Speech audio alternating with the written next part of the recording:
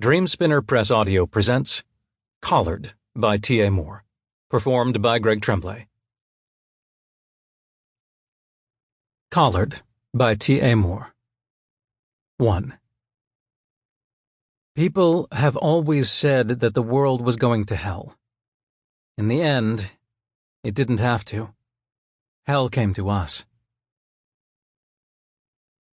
There was a dead man sleeping in Jack's bed. A red smile had been cut into his throat, deep enough to flash a sliver of stained bone in his spine, and his hands had been nailed to the headboard with thick iron railroad spikes.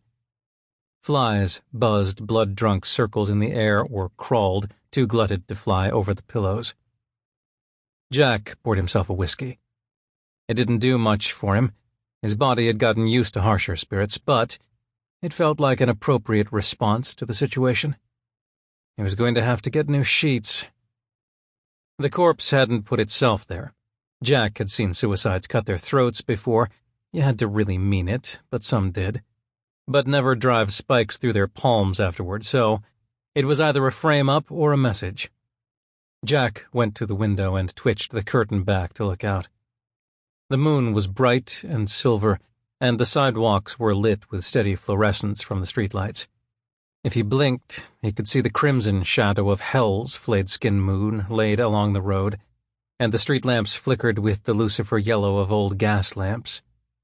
Demons liked gas. It had so many connotations. The bloom of the witching hour had nearly reached the city. One way or another, pretty soon he'd find out what the corpse was there for. Jack sat down on the floor on the far side of the room, his back braced against the mold-spotted wall and his legs stretched out in front of him.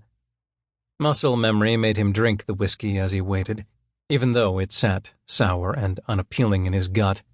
Like a childhood friend at a school reunion, not nearly as much fun as he remembered, and prone to repeat. Self-hatred turned belly up in Jack's brain and cackled at him. School reunion, it mocked in a scratched-out voice. Like if any of your schoolmates were alive, they'd ask you to come. Jack snorted and tilted his glass in a mute toast, and then tossed back the last of the disappointing liquor. He couldn't argue with that.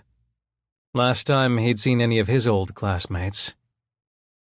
He felt the bloom of the witching hour against his shoulders, a tug at old hooks buried down under the skin. On the bed, the corpse gagged on a mouthful of flies and sat up. Ichor dribbled black from the corners of its mouth, and Jack could see the tendon. Sample complete. Ready to continue?